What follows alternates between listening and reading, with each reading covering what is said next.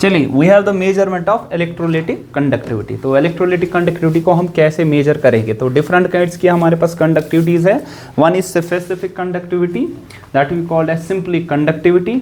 Second one it is equivalent conductivity and third one it is molar conductivity. अगर आपको याद होगी, सारी चीजें कहीं ना कहीं रिलेटेड है। इससे पहले जो आपने टर्मिनोलॉजी पढ़ी थी, what is molarity and what is normality, कहीं ना कहीं आपको पता होगी molarity it is related to molar concentration, number of moles per liter of solution, and normality it is equal to number of gram equivalents per liter of solution। ये दो चीजें यहाँ पे डिफरेंस है, ठीक है।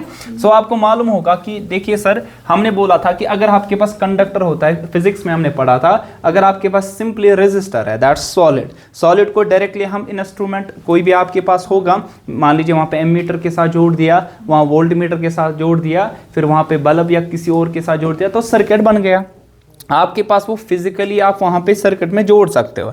लेकिन जो लिक्विड आपके पास सोल्यूशन है ना, इसको किसी में पहले रखना पड़ेगा, है ना, कोई ना कोई वेसल हमारे पास होनी चाहिए। उसके लिए हम एक सेल यूज करते हैं, that cell it's called conductivity cell. Conductivity cell यहां पे हमारे पास, ठीक है। अब हम कैसे फाइंड करें इसकी कंडक्टिविटी, इस कंडक्टिविटी सेल में, ठीक है। So what is a conductivity cell? It is simply आपके पास एक ट्यूब होगा, ग्लास ट्यूब, ठीक है, ठीक। और यहां पे आपके पास दो कनेक्टिंग वायर्स होंगे और यहां पे आपके पास नॉब होगा प्रेशर को कम या ज्यादा करने के लिए, ठीक है ना। सो यहां पिस्टन आप लगा दोगे, सो यहां दो वायर्स जोड़ दोगे, ये एक वायर, ये दूसरी वायर, और यही दो वायर्स कहाँ पे यूज होंगे? दे विल बी यूटिलाइज्ड किसके साथ आप करोगे? सर्किट के साथ जोड़ने के लिए। और ये दो वायर्स किसकी बनी होती है? प्लैटिनम की। क्यों प्लैटिनम? इससे पहले बोला था कैटालिटिक प्रॉपर्टी को बढ़ाने के लिए, ठीक है। सो इसमें सोल्यूशन रखेंगे, ठीक है। सो हमने इसमें सोल्यूशन रखा किसी ना किसी इलेक्ट्रोलाइट का। सो इसमें सोल्यूशन होगा, ये कोई ना कोई इलेक्ट्रोलाइट यहाँ पे प्रेजेंट होगा। So this cell we call this as simple cell हमारे पास है कंडक्टिविटी सेल। यहाँ पे अगर देखो आपकी बुक्स में भी लिखा आपके पास है। और यहाँ पे क्या हो गया सर? दो इलेक्ट्रोड्स हो गए ना सर, ये एक इलेक्ट्रोड है और ये दूसरा इलेक्ट्रोड है, ठीक है। तो ओबियसली अगर आप प्लैटिनम की वायर यूज़ की तो ये किसके हो गए? It will be the platinum electrodes. आपको पता है ना ये क्यों करते हैं हम यूज़? डी ब्लॉक एलिमेंट है, ट्रांजिशन एलिमेंट है, इनकी सबसे ज़्यादा कौन सी प्रॉपर्टी होती है? कैटालिटिक प्रॉपर्टीज होती है, ठीक है ना। तो रिएक्शन को फास्ट करवाते हैं। अब देखिए कंडक्टिविटी सेल हमने पढ़ा sir, resistance R is equal to शाबाश रो L बाई ए, ठीक है ना, ये आपके पास है। देखिए कंडक्टिविटी सेल है ना, उसकी जो लेंथ है ना ये फिक्स्ड है ना सर। एक पर्टिकुलर अगर आप लोगे, एक सेल लोगे कंडक्टिविटी सेल, उसकी L क्या होगी? फिक्स्ड। और एरिया ऑफ क्रॉस सेक्शन जो होगा ना, जो गिरफ्त इसकी होगी, ये भी क्या होगी sir? Fixed. So you will say that then sir ये जो L बाई ए आपके पास वैल्यू आएगा, इसको हम डिनोट करते हैं G स्टार से, ठीक है ना, which is called cell constant. एक पर्टिकुलर सेल के लिए क्या रहेगा सर? कांस्टेंट। क्योंकि एक पर्टिकुलर सेल में अगर आप 50 भी इलेक्ट्रोलाइट्स रखोगे, चेंज करते जाओगे, ये चीज तो चेंज नहीं होगी ना। आपके पास यहाँ पे सेल कांस्टेंट, लेंथ और area of cross section particular cell का क्या रहने वाला है सर? कांस्टेंट रहने वाला है, ठीक है। सो सेल कांस्टेंट हम किससे डिनोट करते हैं sir? It is denoted by G star. So you write here R is equal to rho into G star because L by 8 is constant here, ठीक है। Now you will say that इसका reciprocal करेंगे, इसका reciprocal करेंगे। सो इसका क्या आ जाएगा? 1 by R, ये आएगा 1 by rho into 1 by G star. What is 1 by R?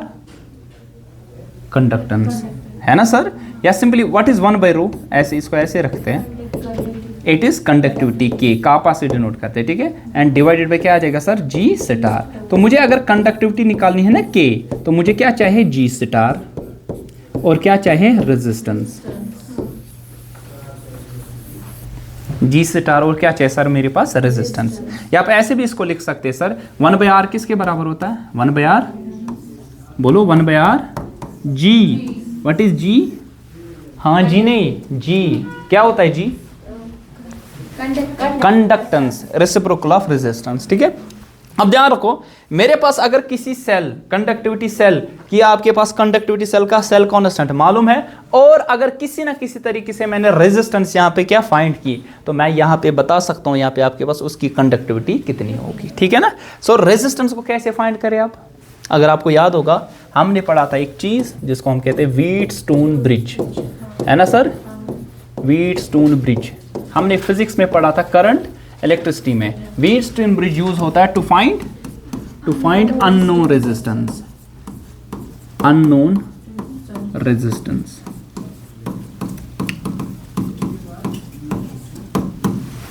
ठीक है, अननोन रेजिस्टेंस को फाइंड करने के लिए हमारे पास क्या यूज होगा सर, व्हीटस्टोन ब्रिज यूज होगा। ठीक है, सो कैसे आपको पता है कि हमारे पास कितने रेजिस्टर्स उसमें होते हैं सर, 4, देयर आर 4 रेजिस्टर्स। ठीक है, सो एक आपके पास ऐसे आ जाएगा, दूसरा रेजिस्टर, तीसरा रेजिस्टर और ये चौथा रेजिस्टर। फिर मैंने बोला एक डिटेक्टर यूज करते हैं, लाइक गैल्वेनोमीटर अगर आपने यूज किया यहाँ पे, फिर यहाँ से फिर बैटरी यूज करनी पड़ेगी। ठीक है ना, ठीक है।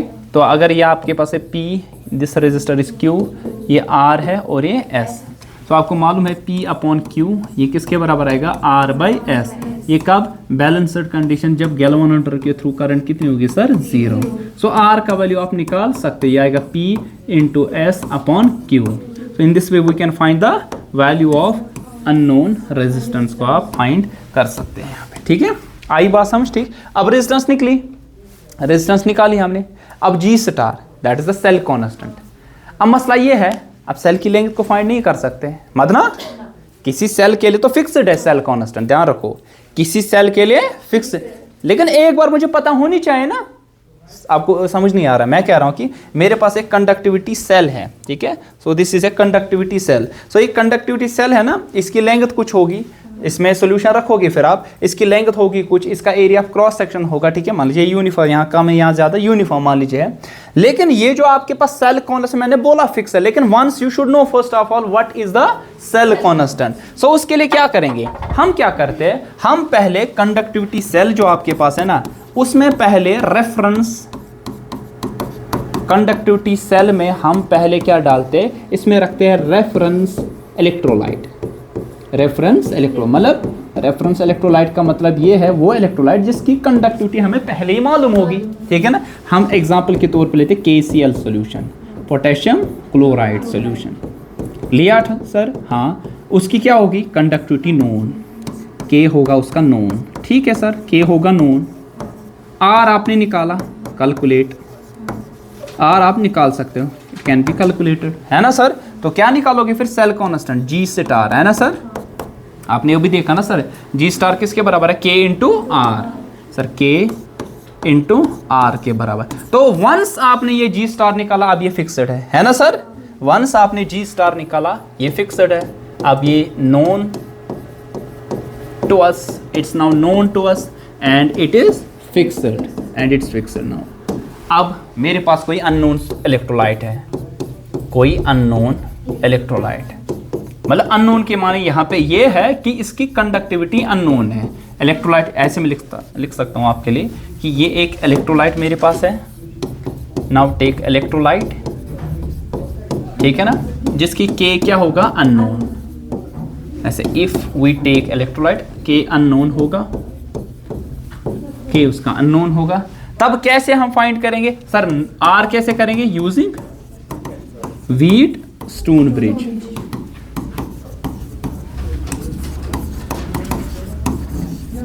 करेंगे ना, यूजिंग व्हीटस्टोन ब्रिज। अब मुझे क्या निकालना है, K G star divide by R। G star तो फिक्स्ड है, पता है ना, अब मैं निकाला K से अलग बाहर दफा, G स्टार फिक्स्ड है, डालो कोई सॉल्यूशन, मान लीजिए HCl, डाला HCl, उसकी रेजिस्टेंस यूजिंग व्हीटस्टोन ब्रिज आप फाइंड करो, G स्टार बाय R करो, कंडक्टिविटी निकल आएगी। ठीक है, आई बात समझ। और इसका यूनिट क्या है, K का, K का यूनिट क्या है, सीमन पर मीटर, सीमन पर मीटर, है ना। 1 मीटर कितना होता है, ये ऐसा यूनिट है ना, सीमन पर में है SI यूनिट। एक मीटर कितना होता है, 10⁻²² सेंटीमीटर, है ना सर। अब यहाँ मीटर के बदले 10⁻²² आना, तो आएगा 10⁻², क्या आ जाएगा सर, सीमन पर सेंटीमीटर, पर सेंटीमीटर। ठीक है, आई बात समझ, आ जाएगा करना, इस तरह मिलीमीटर, इस तरह आप कन्वर्ट कर सकते हैं यहाँ पे। ठीक है, कोई कंफ्यूजन, क्लियर अभी तक। ठीक है। सो दिस वाज ऑल कि आप कैसे यहाँ पे कंडक्टिविटी को फाइंड कर सकते हैं यहाँ पे, ठीक है ना। लेकिन हमारे पास एक इंपॉर्टेंट टाइप की कंडक्टिविटी है, that is called molar conductivity. Molar conductivity.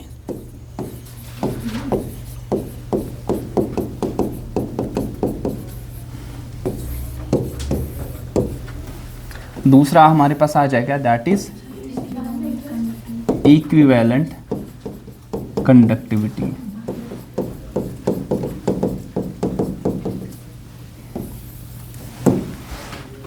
So sir, what is molar conductivity? Sir, it is the conductivity of a solution in which what we take, ये solution की conductivity है जहां पे आपके पास 1 mole of electrolyte होगा, 1 mole of between, शाबाश, between 2 electrodes, 2 electrodes के दरमियान पूरा का पूरा फिल होगा बिटवीन 2 इलेक्ट्रोड्स, 2 इलेक्ट्रोड्स के दरमियान आपने रखा है, जिनके दरमियान जो लेंथ होगी, वो 1 यूनिट होगी, और इनका जो एरिया ऑफ क्रॉस सेक्शन होगा वो 1 यूनिट स्क्वायर होगा, ठीक है। We call this type of conductivity as molar conductivity. And how it is related, molar conductivity हम लेमडा से डिनोट, ऐसे लेमडा लिख सकते हो या कभी कभार ऐसे भी लेमडा लिख सकते हो आप, ठीक है ना। दिस मोलर हम ऐसे लिखते हैं, molar conductivity it's equal to K upon molarity. What is C, molar concentration, मतलब मोलैरिटी, मोलर कंसंट्रेशन मतलब मोलैरिटी। एम से करते हो ना, अब यहाँ कभी कभार मॉलिक्यूलर मास से आप थोड़ा कंफ्यूज हो सकते हो, ठीक है। अब यहाँ पे क्या होगा, आपके पास क्या होगा, 1 ग्राम इक्विवेलेंट ऑफ इलेक्ट्रोलाइट होगा कि नहीं, हाँ, पूरा का पूरा फिल हो जाएगा, पूरा का पूरा वॉल्यूम, मतलब कि ये जो लेंथ और एरिया पूरा, ऐसा कोना भी नहीं बचेगा जहाँ पे आपके पास इलेक्ट्रोलाइट नहीं पहुँचेगा, ठीक है ना। सो यहाँ पे इसकी जो आपके पास इक्विवेलेंट कंडक्टिविटी होगी किसके बराबर आएगा, K/N। What is N? N is the normality,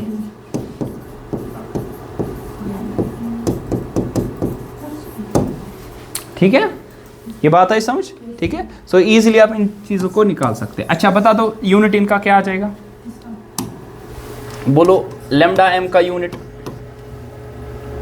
बोलो, K/C है ना सर, बोलो कैसे निकाले ऐसा यूनिट, इसका सीमन पर मीटर, शाबाश। इसका क्या आ जाएगा, कंसंट्रेशन का मोल्स पर लीटर, हाँ शाबाश। तो ये आएगा सीमन, शाबाश, पर मीटर, पर मोल, शाबाश, और लीटर आएगा ना, ये ऐसा यूनिट है। लेकिन आप डिफरेंट यूनिट्स में इसको कन्वर्ट कर सकते हैं, ठीक है ना, देयर इज कन्वर्जन, आप डिफरेंट यूनिट्स में इसको कन्वर्ट कर सकते हैं, ठीक है ना। सीमन मीटर स्क्वायर पर मोल में भी आप कर सकते हैं, ठीक है। इस तरह सीमन मीटर सेंटीमीटर स्क्वायर पर मोल भी इसको कन्वर्ट कर सकते हैं, ठीक है। जरा बता दो कैसे करें, 1 लीटर बताओ, 1 लीटर कितने 1000 ml, अरे देखो 1000 मतलब 10⁻, 1 ml 1 सेंटीमीटर क्यूब, पता है ना, तो आएगा 10⁻³ सेंटीमीटर क्यूब, आएगा कि नहीं। तो मैं लिखूं यहाँ पे सीमन पर मीटर, ठीक है, अच्छा पर मोल, अच्छा 1 लीटर, अच्छा इसको ऐसे लिखे 10⁻3, 1 सेंटीमीटर कितने मीटर, 10⁻⁻², और इसका क्या आएगा क्यूब, यहाँ आएगा मीटर क्यूब, अब आएगा ना, 3 2 are 6, -6 + 3 is -3 मीटर क्यूब, आएगा ना। तो यहाँ पे मैं लिखूँ 10⁻3, यहाँ पे क्या आएगा मीटर क्यूब। अब क्या आएगा ये 10⁻3, क्या आ जाएगा यहाँ पे बताओ, 10⁻3, फिर यहाँ पे क्या आ जाएगा सीमन, मीटर क्यूब, मीटर इस पर -1 मीटर स्क्वायर पर मोल आ जाएगा, ठीक है। अब इसको सेंटीमीटर में भी कन्वर्ट कर सकते हो आप, ठीक है ना। यहाँ पे जरा बता दो 1 मीटर कितने सेंटीमीटर, 10⁻², 2 का स्क्वायर 4, 4 3 7,